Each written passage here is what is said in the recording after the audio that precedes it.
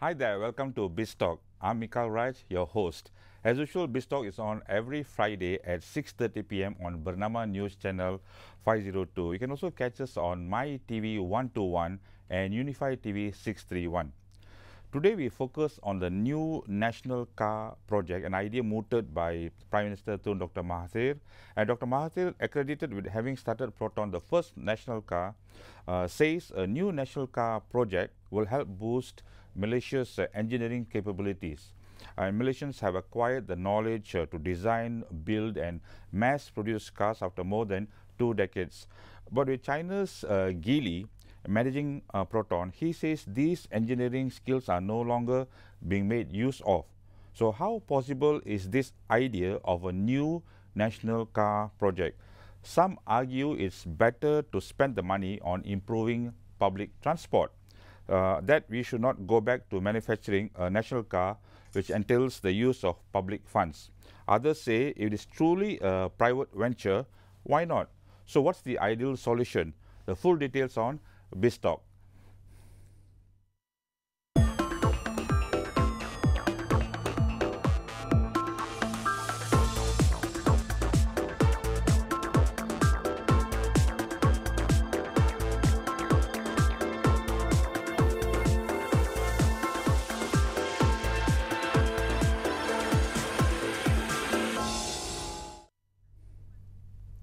Welcome back. Now remember, you can also watch us online, especially if you're on the go at www.bernama.com or via our Facebook page live. So to provide some insights into the proposed new national car project, we have in the studio Yamin Wong. He is the editor of Motomi.my and he's also the co-organizing chairman of the Malaysia Auto Show and organizer of the Malaysia Car of the Year. Welcome to the studio, Yamin. How are you? Thanks, Mike. Yeah, long time no see. Yeah. Okay. And he's also a veteran business journalist for over 38 years now, specializing in cars, or rather testing new cars. So, Yamin, how many cars have you tested throughout your career? I think if you count, I was one of those who drove the first Proton. Proton, okay. Saga. Proton Saga, in 1986. okay. And Gurcharan Singh was there at the time. So I think I tested over 1,000 cars. No, you know more about cars than anyone else in Malaysia, I suppose. Anyway, Yamin, this idea of a new national car. So the question is, how possible is this idea of a new national car project? Okay, let me tell you a story. Vietnam, the richest man in Vietnam is the owner of this VIN group. Okay. And he is going to build Vietnam's first car, I think by 2019. 2 models, SUV and sedan. Okay. It's a private initiative. Okay. So now I think a lot of people are reading too much into Tun M's statement. Okay. Our current Prime Minister and the founder of the first Proton venture. Okay. Now it's already 40 years. Okay. From Proton now, last time in 1986 to now. So is this venture possible? It's possible if there are many qualifications. It's possible if you have to protect it. Okay. It's possible if we have to give it R&D grants. Okay. But if you talk about commercial viability, I think it is not the time for us to do a national car for Malaysia. Okay. If we must do a car for the whole of ASEAN, 700 million people. I see. But then many people are actually against the idea of setting up a Proton-like national car venture using immense public funds, you know. So how do you relate it to Dr. M when he started the first Proton car? Was he wrong in that manner? Oh, I think when Dr. M, when Tun M started the first national car, everybody was so excited and it was a correct move. Okay, the vision was great because, you know, it's more difficult to make a car than it is to make a spaceship, rocket science, because you have to make a car for all kinds of drivers, all kinds of capabilities. Some only know how to start the car. And when you start a car, thousands of things work, you know, and they must work every time you start a car. So making a car is difficult. It takes at least $1 billion to R&D a car. I see. But one of the issues was that the Proton saga and the consequent Proton cars were just catering for the domestic market. So if we have a new venture, is it imperative that we go regional? And do we have that capability? Yeah, that's why lah. That's why we are talking now. If we want to do anything, we should let the private sector drive it. Okay. The government cannot drive it, because have you seen a government servant trying to sell a car? No, it's not easy. Okay. So when you want to make a car, it must be a private sector initiative. So when Tun started the car in 1986, it was great. It captured the nation's energy. We built up the engineering core. We have now a capability to understand, to take the technology. Last time we couldn't take the technology because we didn't have the core of engineering skills. But now the dynamics has changed, right? Yeah, now the dynamic is changed. Now people are talking about autonomous cars. You know, we're talking about electric vehicles. So I think now we already know our strength is not in a huge market like Vietnam, 100 million people. We are 30 million people. We don't have the economy of scale for Malaysia. So we really got to look at region, ASEAN. And why do you think Xinjiang Geely is investing in Proton? Because they see a big future for Proton and for itself, Geely, to sell its cars in Thailand, Indonesia and Vietnam. But Dr. M also said that a lot of Japanese car manufacturers, some private companies have expressed interest in the car. So can it be a truly private venture, and can it actually go regional? Okay, let's start with Japanese companies. Let's start with Japanese companies. Who are the Japanese car companies? Toyota, Mitsubishi, Honda, Mitsubishi, Nissan. Look, Toyota has already planned in Thailand, it's Indonesia, in Malaysia. Why are they going to build a car in Malaysia for Thailand? Why should they? So these are the normal people that will not help us to sell cars in ASEAN. We got to look at somebody who doesn't have a big ASEAN factory. If somebody like Mazda, they don't have a big factory in every ASEAN country. I see. So we must look at that. We also must understand a car maker wants to sell cars in the region. So we don't expect the people like Toyota, Honda to make a car here to sell in ASEAN. They will only sell in Malaysia. Before you go for the break, what about electrical and autonomous cars? Can the new venture go towards this end? Definitely. What you see, people say that we don't have enough infrastructure for an electric car. I think there's a lot of bullshit, man. Sorry for saying this bad word, because you know why? You look in all of our shopping malls, in all of our condominiums, we have 4 or 5 levels of car park base. So now we have to change the law now. We have to say, the Ministry of Housing should say every condominium must have a parking, all the parking bay must have a plug. Yeah, as we are getting hot and all that, but I think a lot more to talk about the industry. But hold your thoughts, Yamin. We'll take a short break and we'll be back after these messages. Welcome back. So,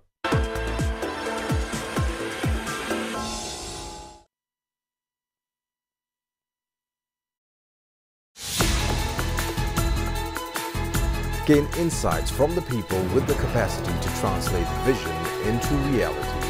Interviews with corporate leaders at 8:30 p.m. Monday, only on BNC.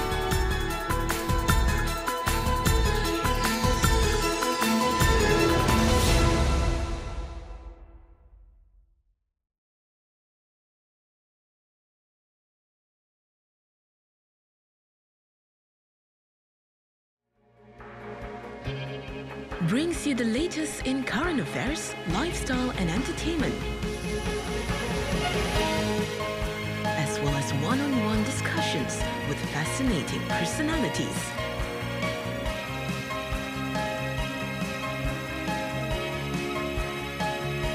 Only on Bernama News Channel.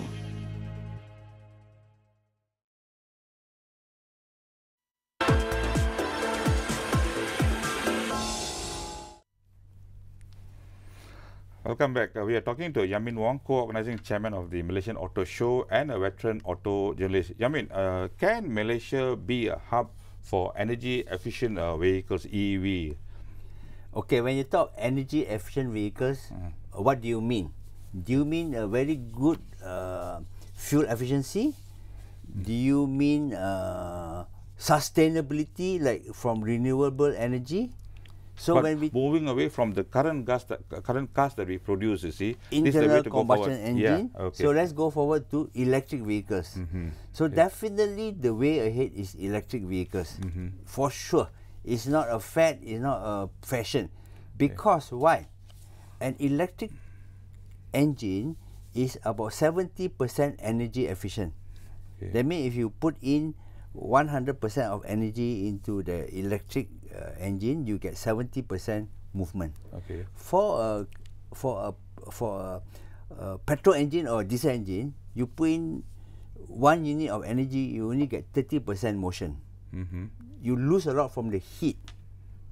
So going forward, the electric car and the electric engine is way twice, 3 times more efficient than the internal combustion engine. Number one. Okay, that's why electric cars are getting should be more popular.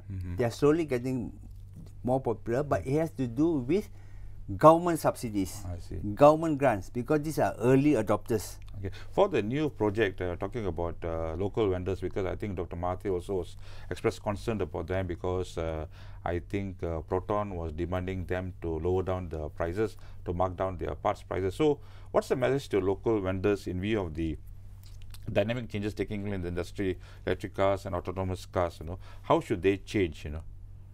Okay, it's not just about how they change. You must understand the vendors. There are two sides to this situation. Number one, the vendors, they can give you cheap parts. Okay. I mean, they can lower their cost if you can give them 3 times the volume of business. I see. But what if you only give them, you only have like 80,000 Proton cars produced a year, versus Toyota will make 3 million Toyota Vios. Okay. So the component maker, if you give him 3 million components, he can do it much more cheaper at a better quality than 70,000 cars. Okay. So you have to look at it from 2 points of view. One, you can say some of the component makers are cronies. Another one, you can say that, hey, these component makers, they don't have the volume to give you the good quality and at the low price. Okay. So we have to balance this situation, and now Geely has said, okay, all of you component guys, reduce your price by 30%. Yeah. Okay. Wow, 30% is a huge sum when you are talking of volume. But the concern is that it will jeopardize their income, jeopardize their operation, business and all that, because some of them really actually cannot go to 4S. It's easier said than done, because it involves a lot of investments. Okay, that's different. That one is dealership. Okay, that is dealership. Okay, the dealership. Dealership, we can talk about dealership, but not talking about the contractors that make components for Proton. Some can make it, some won't be able to make it. Okay. That is the sad thing.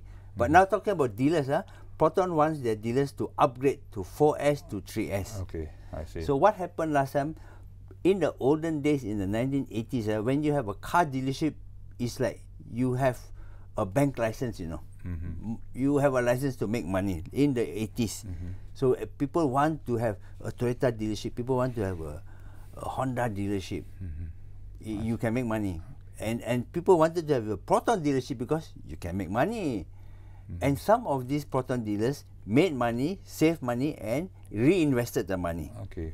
I can show you some of them are really good businessmen. Okay. But then talking about the Proton Malaysia, the other thing that strikes me is that about the Malaysian market, you said something about BMWs and all that. Is the demand in our market really dynamic? Because there's the consumer demand really. Oh, you see, the Malaysian market, having said so many things, the Malaysian market is still a magnet for car makers. Why? Because we have spending power. The Malaysian market has spending power. Okay, so you were talking about some model of BMW is one of the. Oh, yes. And you know that now we have this national automotive policy, and we have the energy efficient vehicle, how you call it, privileges. Yeah, okay. benefits for EVs. So because of these things, we encourage car companies to make their energy efficient vehicles in Malaysia.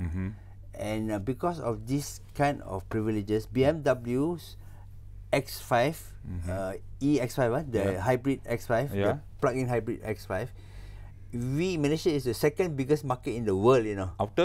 After America lah. We are the second biggest market for that particular BMW. Yeah, that's right. That's why Malaysia is a very attractive. So I think the purchasing power of Malaysian consumers is really high. Yeah? Very high. It's just that do they have the appetite to buy? I see. It's not whether they can afford, whether the appetite to buy. I see. So if they have such a project, how much will it be a catalyst to the Malaysia's engineering capabilities, especially in auto engineering? Okay, that's why we are saying now. Now we have seen that national automotive policy has succeeded in driving plug-in hybrids. Okay. One step. So what's the next step? It should be about electricity, about electric cars, full electric cars.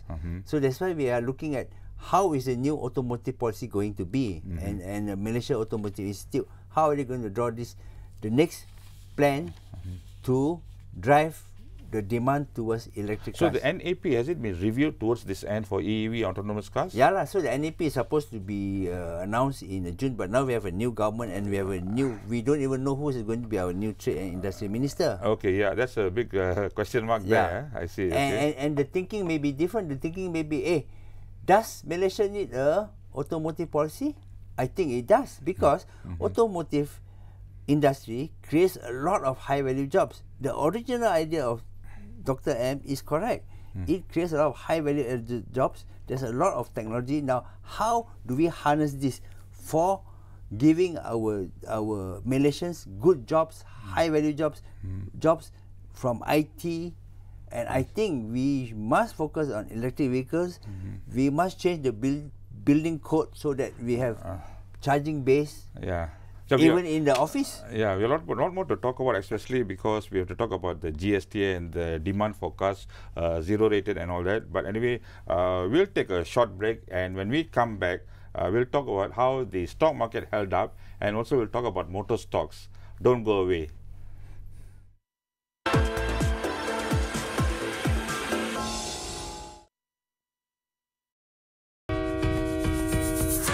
我很荣幸能趁三亚阿莫拉这个那么好的机会，就到全马各地旅游，我还能了解各州的文化。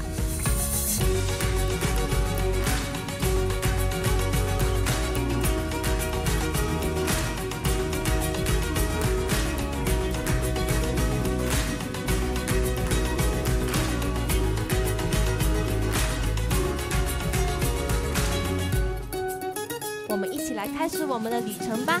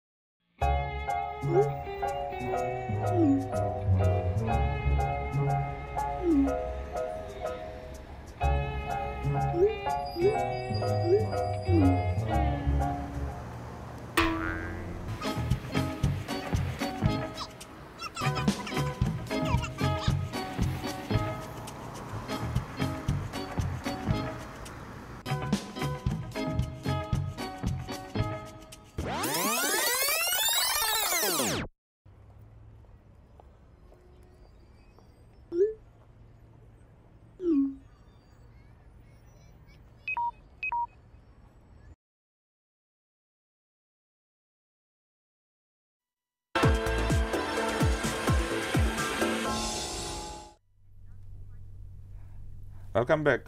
For this segment, let's touch on the stock and currency markets. Bursa Malaysia actually closed higher today as investors reacted positively to the appointment of the new Bank Negara Governor, Dato' Noor Samsia Muhammad Yunus. And dealers said Noor Samsia's vast experience in the industry, the appointment boosted investor confidence in the local market. I think it's brought about a lot of certainty to the market, and they said that the rebound since the mid-afternoon today was owing to the recent correction which dragged the local bonds to about a 15-month low yesterday, and the market actually experienced a correction of about 10.3% since the beginning of the year to yesterday, which is also the largest correction since 2009. So let's hope the market picks up. And also for the ringgit, The ringgit rebounded to close slightly higher. I think it is quoted at 4.0010 and 0040 compared to 40140. So I hope that's good news, and it was marginally higher by 0.3%. But Yamin, I want to talk to you about motor stocks, especially the GST. Now that the GST is zero rated as of June, and then we're having the SST in September.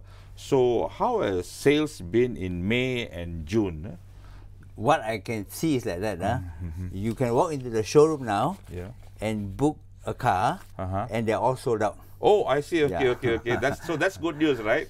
It's good and bad news because you know what's happening. There's going to be a big bump in sales in June, in July, up to the end of July, and in September, it's going to drop. So it's forward selling. Okay. Forward selling, But then they said that the market dropped in May to about 40,000, and it will be a bumper harvest within these 3 months. June, July, and I think they're talking about 60,000 and all that. But what about the overall TIV for the whole year? I think TIV is going to remain the same 580,000, 600,000. 590,000 and all that, and that is the extent of the domestic market. Because you see, I think now we better realize this, Mike. We better realize that Malaysia is a mature automotive market. We are not going to see growth of 7, 8, 9, 10% anymore. It's going to be a real mature car market of 3% if we are lucky. 3 to 5% growth a year. So I think when you talk of TIV of 580,000 to 620,000, that is a kind of TIV we're going to have. I see. What about job creation in the auto industry? Because we're having a lot of graduates are coming up with auto degrees and things like that, and then we have some sort of university in Pekan. Will all this, like the new project Proton one is doing, will we be able to absorb these engineers coming out? I don't think we should look at. I don't think we should look at the automotive industry as a creator of big amounts of manufacturing jobs. I don't think so. I think it's quite stable now. Unless Proton gets to be a big ASEAN maker, then we can have maybe 200, 300,000, 400,000 cars from Proton. But even Proton, they have to contend with competition in the region, because under the ASEAN Economic Committee, you have this local content, you see. So everybody is now fulfilling the local content. So it's not like easily you can sell to Thailand, Indonesia, because they have their own cars also. So we need to have local content. I'm sure we can achieve local content. I'm sure. It's about the marketing, because when we want to sell to Thailand, a Proton, a Geely Proton or Proton Geely or what a new name, you are going to fight with Toyota and Honda, which are very, very strong brands. But having said that, I'm sure there is a good chance for success, because I think last month a Chinese-made SUV was the top-selling SUV in Thailand. Okay, I see. So that means people who say that, wow, you cannot fight with Toyota, I think Thailand has disproved that. I see. The Rover, ROEW, is owned by Shanghai Auto. They have been in Thailand for about 5 years already. And last month, and their sales of the SUV was the top. I see. But then the message, the clear message is that even if you have a new venture, be it national or private, I think the way to go is global alliances, that we have to match up with some global auto manufacturer. For sure, Mike, for sure. That's why you look at what happened to Proton. Once Proton separated from Mitsubishi, what happened? They went downhill from there. Because you know what? You want to make your own model, $1 billion, and you can only sell 30,000 units a year. How are you going to justify that kind of investment? So we don't have the economies of scale and all that. You don't have economies of scale, so you need a partner. But the other thing is that these partners are also, they'll have their own terms and conditions, and I'm sure they will want to have a majority stake. I think these Geely and Proton, there was a lot of discussion. They went up to the maximum minority stake, which is 49%. But management is still, although technically DRB holds majority 51, but management is done by China's Geely. Okay, so for the new companies, how? If they demand for majority equity. Okay, very easy. Very easy. Look at Prodra. Is Prodra successful or not? Yeah, very. Yes, very successful. People love product. Why? Car never break down. Look at the Klisa. 15-year-old Klisa will cost me 11,000 ringgit to buy, you know, because it's so good. Look at all the product cars are good. And why? Because they have a partner, Daihatsu. And because Daihatsu owns the technology, but Daihatsu is has a controlling stake in the manufacturing. So they will bring their best technology to Malaysia. And product is successful. So the quality, you're talking about the quality. Because you got to understand, if I own technology, I want to control what? Of course what? It's fair what? So Daihatsu controls product manufacturing. Sales is done by Malaysians. It's okay, fine. So similarly, we should have a good hope and optimistic. We should be optimistic about Proton Geely. Because Geely has shown, you know, in China, there are so many car companies, big companies, Shanghai Auto, Beijing Auto, BAIC, they're huge companies. They have joint ventures with GM, with Volkswagen, with Audi. But the Chinese market is huge. Yeah, Chinese market is 1.2, 1.3 billion. They sell 25 million cars a year. Okay, we only sell 600,000, so we could look at ASEAN and we got to understand that Geely is a successful car company in China. It's the only privately owned car company in China. We have seen the success in Volvo. Volvo, they own Volvo, they control Volvo, but they understand that Volvo engineers are better than them. So they allow Volvo engineers to design and to engineer the car for Volvo. So now we have a partner called Geely, the same partner who owns Volvo in Proton. We have a beautiful plant for them to run. They have the technology, they have the platform. They spend billions of dollars buying Volvo and developing their own thing. So I think we should be optimistic. Yeah, optimistic. But then, does that mean that having this new venture, is the car manufacturers market saturated in Malaysia to have one more new manufacturer in the form of this new national car project? It is a question of, if there is a private investor willing to invest in this, by all means go lah. I see. Because his money what? If he wants to burn his money, let him burn his money lah. But of course, when the investor invests in something, he is thinking of the market domination and profit. I see. Okay. So what's your briefly outlook for the Malaysian auto industry? Okay. So now the Malaysian auto industry, we got to understand what the market wants. We got to understand what car makers want. Car makers want one thing. They want stability in policy. Okay. That's good. Okay, on that note, I have to stop you there because we run out of time. Anyway, Ivan Yong, thank you for your insights into the new national car project and the auto industry in Malaysia. That's all the time we have for BIZ Talk this week. And thank you, Mary Fair, for this gorgeous set. Until the next time, bye for now.